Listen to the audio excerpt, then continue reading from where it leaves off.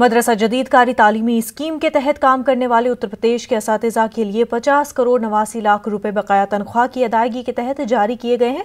ये पैसा साल 2016-17 की बकाया तनख्वाह में तकरीबन 2.5 महीने की तनख्वाह है। असातिज़ा ने इस अदायगी का खैर मकदम तो जरूर किया है, लेकिन इसे नाकाफी बताया है।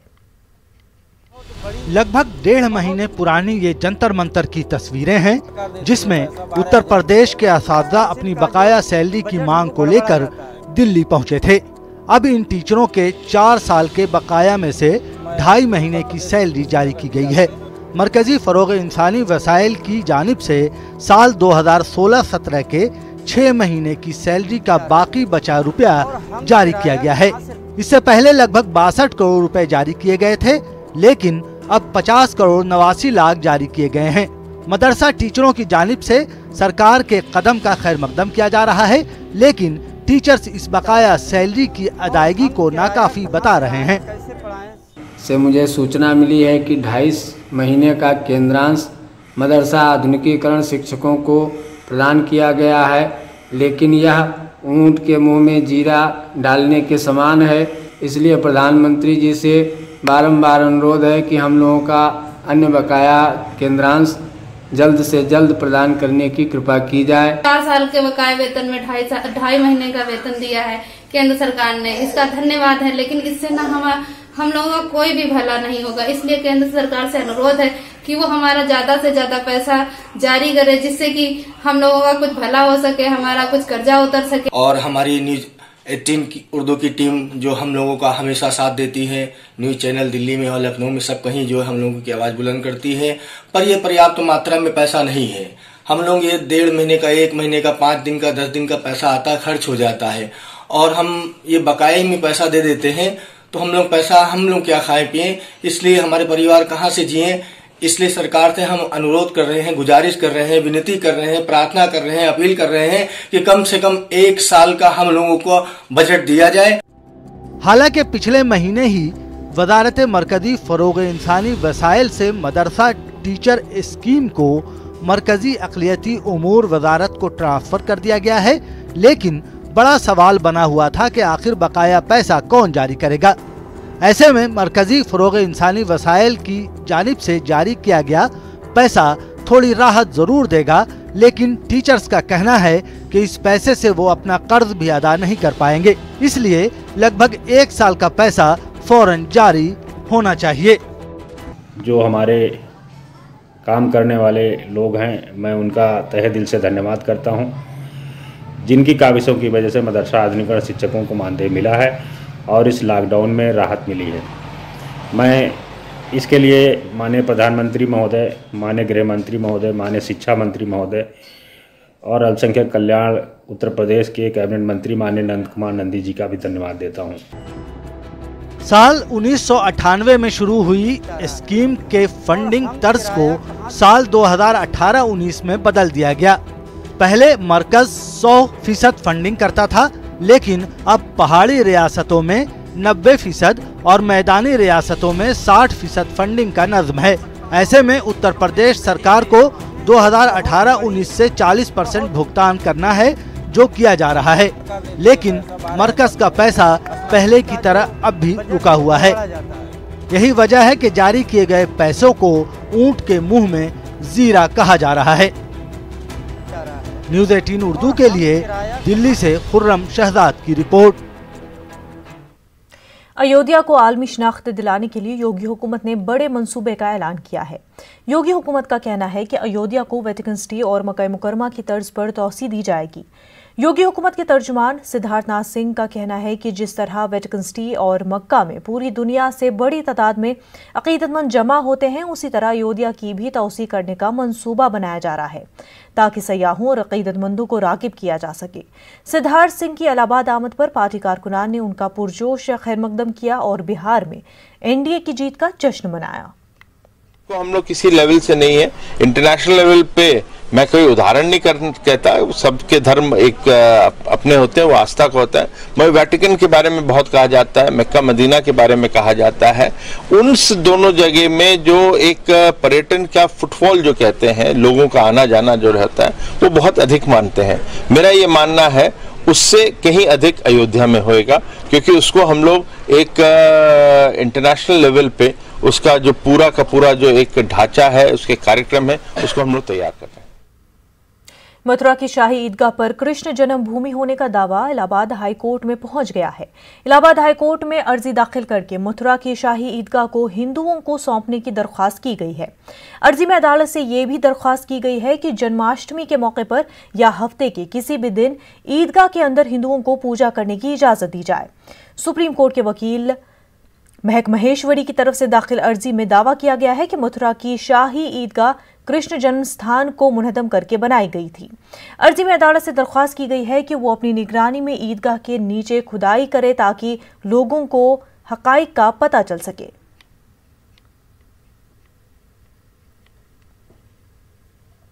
मुल्क में कोरोना और लॉकडाउन के बाद 2 वक्त की रोटी कमाने वालों की परेशानियां कम होने का नाम नहीं ले रही हैं। अलीगढ़ में मुताद्दिद रूटों पर ऑटो रिक्शा चलाने वाले इन दिनों खासा परेशान हैं। उनका कहना है कि प्राइवेट बस चलाने वाले उन्हें रिक्शा नहीं चलाने दे रहे हैं और उनके साथ मारपीट करते हैं। अपनी परेशानियों को लेकर ऑटो रिक्शा वाले अलीगढ़ एसएसपी से मिलने पहुंचे और मसाइल से वाकिफ कराया। उनका कहना है कि 2 वक्त की रोटी कमाने के लिए ऑटो रिक्शा चलाते हैं, लेकिन बड़े सरमायादारों की हरदर्मी की वजह से वो मुसलसल परेशान हो रहे हैं। उन्होंने इंसाफ की गुहार लगाई।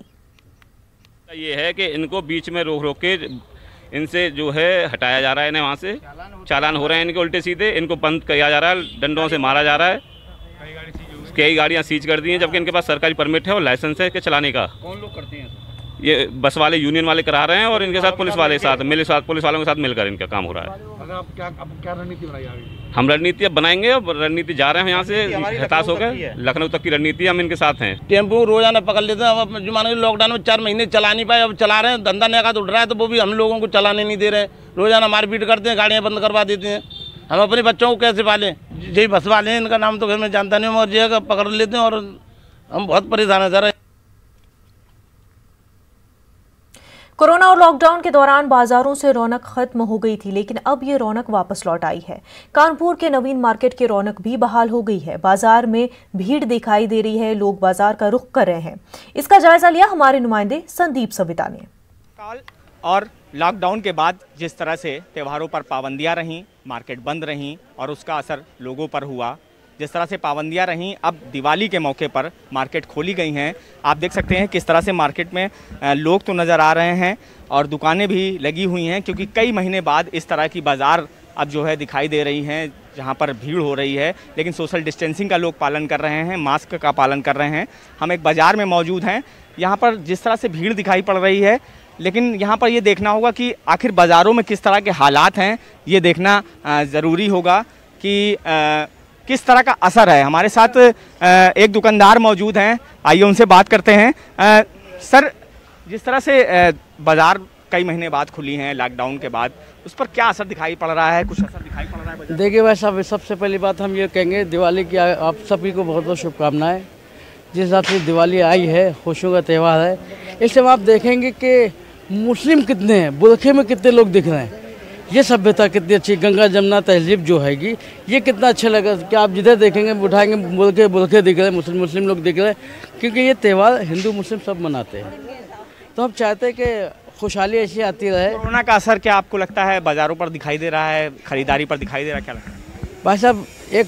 एक आई नोटबंदी, एक आई GST, उसके बाद आया कोरोना। कहावत है, कोरोना में खाज। देश बर्बाद हो चुका है, पूरी दुनिया बर्बाद हो चुकी है। किसी तरह ये अब सुधर रहा है। ये सब नीतियाँ, अच्छी नीतियाँ आएंगी, इस पे अपना डिस्काउंट मिलेगा तो लोग निकलेंगे, बाहर निकलेंगे। आइए हमारे पास कुछ और गलियों में चलते हैं, देखते हैं बाज़ार में किस तरह के हालात हैं। जिस तरह से देखते हैं कि गली गली यहाँ पर नवीन मार्केट में हम इस समय मौजूद हैं। नवीन मार्केट में कुछ दुकानदारों से बात करते हैं। सर, जिस तरह से कोरोना काल के बाद अब बाज़ारें खुली हैं, किस तरह का असर है बाज़ार में? सर, अब 3 महीने तक हम लोगों ने लॉकडाउन की स्थिति झेली हुई है सर, तो अब थोड़ा होप है इस त्यौहार से, क्योंकि पूरे साल में कोई भी हमको त्यौहार मिला नहीं है। तो अब यही होप है कि आगे कारोबार अच्छा होगा।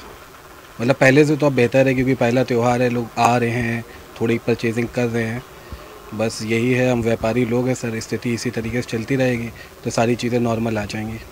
तो जिस तरह से आपने देखा कि जिस तरह से ये दुकानदार हैं, इन्होंने बताया कि कोरोना काल में अब पाबंदियों के बाद बाज़ारें खुली हैं, जिसका असर कुछ तरह से दिखाई दे रहा है, लोग ख़रीदारी कर रहे हैं। अब इसी तरह से अगर ख़रीदारी होती रहेगी तो आने वाले दिनों में हालात बेहतर होंगे। कानपुर से संदीप सविता, न्यूज़ 18 उर्दू। 12 नवंबर की तारीख उर्दू अदब की मुमताज़ शख्सियत और मुफक्किर कौम इस्माइल मेरठी के यौम पैदाइश से मंसूब है। मौलाना इस्माइल मेरठी की विलादत सन 1844 में मेरठ में हुई थी। मौलाना ने शुरुआती ज़िंदगी में दर्स व तदरीस की खिदमात अंजाम देने के बाद अपनी पूरी ज़िंदगी कौम के बच्चों की तालीमी खिदमात और ख़ास तौर पर तालीम निस्वा को फ़रोग़ देने के लिए वक्फ कर दी। पेश मेरठ से तंजीर अंसार की रिपोर्ट।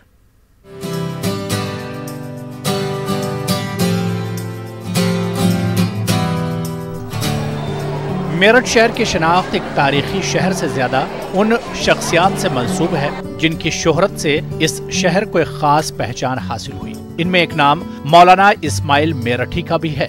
12 नवंबर 1844 को मेरठ में पैदा हुए इस्माइल मेरठी की फारसी और अरबी की शुरुआती तालीम घर पर ही हुई। इसके बाद 16 बरस की उम्र में रुड़की इंजीनियरिंग कॉलेज से डिप्लोमा हासिल किया।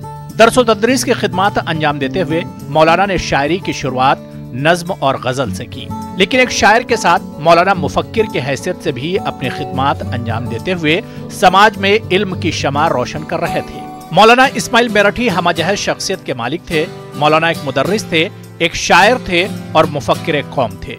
मौलाना कौम और मुल्क की तरक्की के लिए, तालीम को और समाजी कदरों के लिए तरबियत को अहम समझते थे। यही वजह थी कि मौलाना ने अखलाकी कदरों को फरोग देने के लिए न सिर्फ बच्चों के लिए शायरी की बल्कि उर्दू कायदे को भी तरतीब दिया, जो आज भी मदरसा निसाब का जुज़ है।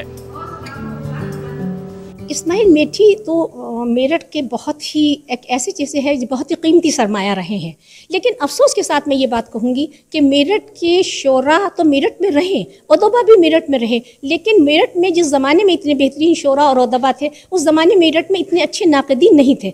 हुआ यह है कि तहरीक अंजुमन पंजाब की सारी रूदाद हमें मिलती है क्योंकि वो शाये होती रही, लेकिन मौलाना इस्माइल मेरठी और कलक मेरठी जो यहाँ 10 साल पहले कर रहे थे, उनकी रूदाद कोई नहीं मिली। उसकी वजह ये रही कि यहाँ नाक़दीन नहीं थे। अगर वो कुछ तहरीर करते तो उनकी रूदाद कहीं महफूज रहती और ये सेहरा मेरठ ही के सर बनता। मौलाना इस्माइल मेरठी सर सैयद अहमद खान के न सिर्फ हम असर थे बल्कि इसी जहन व फिक्र से कौम और समाज के लिए तालीमी खिदमात को भी अंजाम दे रहे थे। सन 1905 में एक छोटे से मदरसे से शुरुआत के बाद मौलाना इस्माइल मेरठी ने स्कूल की संगे बुनियाद रखी।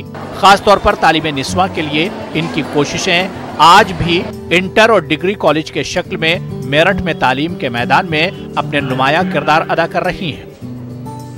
मौलाना इस्माइल साहब ने ग्रेजुएशन तक तालीम हासिल करी, फिर सरिश्ता में मुंसलिक हो गए। फिर 1909 में यहाँ पर इस्माइल प्राइमरी स्कूल की बुनियाद डाली। ये सिर्फ तालीम निस्वा था। उस वक्त इन्होंने बुनियाद डाली जब लड़कियों की तालीम को बिल्कुल भी नहीं ध्यान में रखा जाता था। ऐसे वक्त में हर मजहब व मिल्लत की लड़कियों के लिए तालीमी इदारा शुरू करा। 1925 में इसे सरकारी हैसियत हासिल हो गई। एक मशहूर शायर की हैसियत से इस्माइल मेरठी की पहचान बच्चों के शायर के तौर पर रही है। ताहम इस्माइल मेरठी की जिंदगी और शायरी का तज्जिया करने वाले रिसर्च स्कॉलर मानते हैं कि इस्माइल मेरठी तरक्की पसंद उर्दू तहरीक से कबल ही जदीद उर्दू नज्म का आगाज कर चुके थे, लेकिन इस सिन्फ में मौलाना को वो मकबूलियत हासिल नहीं हुई जिसके वो मुस्तहिक थे। या उस अहद के अंदर जो शायरी हो रही थी वो उस अहद के शायरों के बिल्कुल हम असर थे, उसी अंदाज की वो शायरी कर रहे थे। इसलिए उनको सिर्फ बच्चों का शायर कहकर हाशिए पे रखना उनके साथ सरासर नाइंसाफ़ी है। मेरी तहकीक तो ये कहती है कि इस्माइल मेरठी ने उस ज़माने में वो काम अंजाम दिए जो उनके मासरीन ने नहीं दिए। उनके मासरीन मुसद्दस और मसनवी की शक्ल में ज़्यादातर नज़में लिखते थे, लेकिन इस्माइल मेरठी की जब हम शायरी का मुताला करते हैं तो उनकी यहाँ शायरी में हमें मुसल्लस भी मिलती है, मुरब्बा भी मिलती है, मुखम्मस भी मिलती है। तमाम हैद के अंदर उन्होंने तजर्बे किए और हैद के तजर्बों के साथ साथ उन्होंने ज़बान के तजर्बे किए। ये तो उस वक्त का कोई तसव्वुर ही नहीं था। उस वक्त तो एक वो शायरी थी जो गज़ल की शायरी थी जिसमें इश्क मोहब्बत की बातें थी। पुरानी शायरी की गैर हकीकी तस्वीर और इजहार को नापसंद करने वाले मौलाना इस्माइल मेरठी के रोशन ख्याली न सिर्फ इनकी शायरी में बल्कि इनकी तालीमी खिदमात में भी नजर आती है।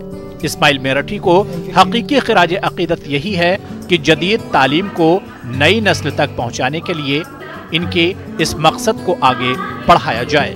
Bureau report, news 18 Urdu. बांटा गया, किस तरह से क्या किया गया, ये तो इसके बारे में पूरा अध्ययन किया जा रहा है, लेकिन कई समाचार पत्रों ने और मीडिया के लोगों ने भी देख करके बता दिया कि जो जेडीयू कितने सीटों पर अलग अलग बोले हैं लोग, और उसको हमारे पार्टी के लोग भी और सब लोग गठबंधन के लोग भी देख रहे हैं, ये अपने एनडीए के राष्ट्रीय जनतांत्रिक गठबंधन ये लोग भी देख रहे हैं। आरजेडी लीडर तेजस्वी यादव को लेजिस्लेचर पार्टी का लीडर चुना गया है। तेजस्वी यादव ने पटना में प्रेस कॉन्फ्रेंस की। तेजस्वी ने कहा कि अवाम का फैसला अजीम इत्तेहाद के हक में है। तेजस्वी ने कहा कि चुनाव में हमने अवाम के मसाइल उठाए और अवाम ने भी हमारा साथ दिया। हमें इस बात की बेहद खुशी है। उन्होंने कहा कि हम चुनाव हारे नहीं हैं बल्कि जीते हैं।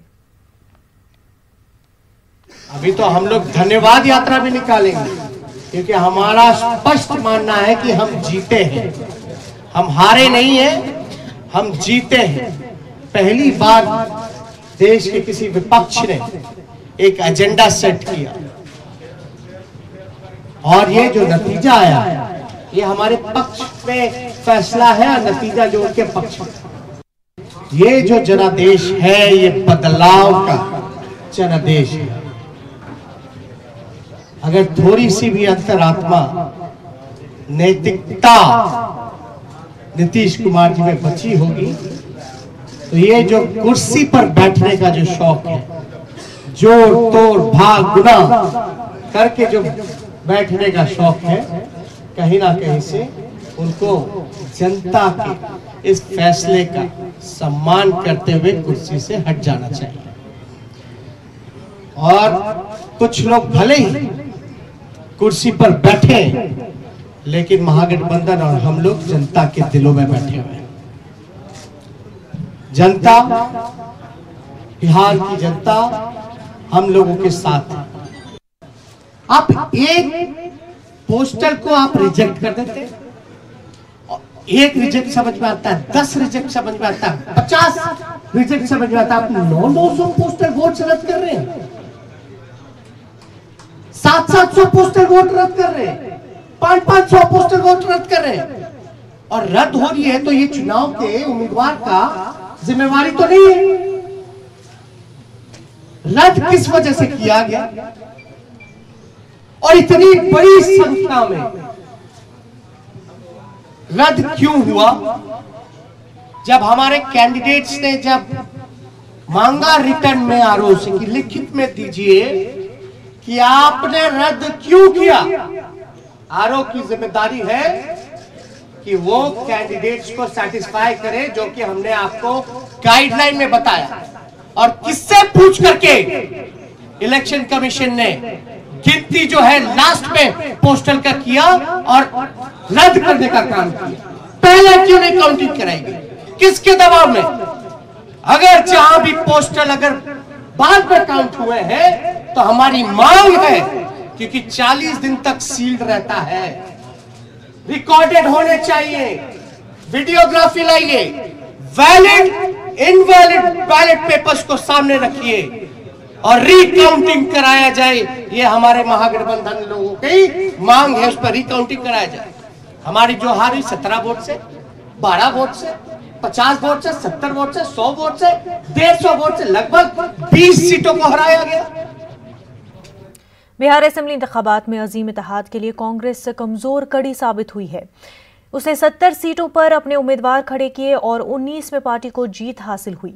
पार्टी की मायूस कुन कारकर्दगी पर अब अंदर से आवाज उठ रही है। कांग्रेस के जनरल सेक्रेटरी तारिक अनवर ने कहा कि कांग्रेस की खराब कारकर्दगी की वजह से अजीम इत्तेहाद की हुकूमत बिहार में नहीं बन सकी। तारिक अनवर के मुताबिक कांग्रेस को अपना मुहासबा करना चाहिए और हकीकत को तस्लीम करना चाहिए। तारिक अनवर के मुताबिक बिहार की सियासत में MIM की एंट्री नेक इशारा नहीं। विधानसभा चुनाव के नतीजों में जिस ढंग से थोड़ा फासला रह गया था उसे लेकर के कांग्रेस पे बड़ी सवाल खड़े हुए, क्योंकि कांग्रेस का जो प्रदर्शन है वो कहीं ना कहीं जिम्मेदारी रहा इस नतीजों को लेकर के। हमारे साथ कांग्रेस के वरिष्ठ नेता तारिक अनवर हैं। तारिक साहब, ये मानते हैं कि कांग्रेस में कहीं ना कहीं चूक रही है उम्मीदवारों का चयन करने में या नेतृत्व को लेकर के? देखिए, बात तो बिल्कुल सही है, और चूँकि हम लोगों को 70 सीट मिली थी गठबंधन में, और हम लोग का एक्सपेक्टेशन बहुत ज़्यादा था, कम से कम हम 35-40 के आसपास जाना चाहते थे, लेकिन जो परिणाम आए वो आश्चर्यजनक है। तो ये बिना किसी चूक के तो हो नहीं सकता, कहीं ना कहीं हमारी कमी रह गई, चाहे वो उम्मीदवारों के चयन में हो, चाहे वो कैंपेन में हो या और कुछ हो। तो इसलिए हमने एक मशवरा दिया है पार्टी को कि इस पर गहन चिंतन होना चाहिए, क्योंकि फिर आने वाले समय में फिर हम लोग जब लोकसभा के चुनाव में जाएं तो उससे पहले अपना संगठन, अपनी पार्टी पूरी तरह से तैयार रहे, मजबूत रहे। जिस ढंग से उम्मीदवारों का चयन हुआ है, जिस ढंग से वो लगता है कि और बेहतर हो सकता था, अपने मन से कुछ ज़्यादा ही हुआ है? नहीं, देखिए, हम उस पर कोई कमेंट करना नहीं चाहते, कोई टिप्पणी करना। हम इतना ज़रूर चाहते हैं कि हम लोग बैठे, जो भी बिहार के का नेतृत्व है वो बैठे, केंद्रीय नेतृत्व बैठे, सब बैठकर उस पर तय करें कि कहाँ हमसे कमी हो गई, कहाँ पर हम चूक गए। ये बात हम कहना चाहते हैं, और अभी हम किसी नतीजे पर फ़ौरन पहुँच जाए कि इस कारण हम चुनाव हारे, तो मैं समझता हूँ कि वो उचित नहीं होगा। ये मानते हैं कि जो प्रचार होना है, जिस ढंग से नीतियाँ बनी, उसमें कहीं ना कहीं कमी रह गई? तो कमी थी तो तभी तो ये रिजल्ट आया है। अगर कमी नहीं होती तो फिर हम 19 पर रह जाते, ऐसा तो नहीं होता। तो इसीलिए मैंने कहा कि हम लोगों में कोई कमी है, पार्टी के अंदर कमी रह गई है, जिसकी वजह से ये नतीजा आया। तो ये तारिक अनवर थे, उन्होंने स्पष्ट रूप से कहा है कि यहाँ पे कमी रही है और एक बड़े बदलाव की कांग्रेस में ज़रूरत है। कैमरा पर्सन अजय दुबे के साथ रवि एस नारायण, न्यूज़ 18 पटना। खास बात यूपी बिहार में फिलहाल इतना ही। मजीद खबरों के लिए आप लॉगिन कर सकते हैं हमारी वेबसाइट news18urdu.com पर। आदाब।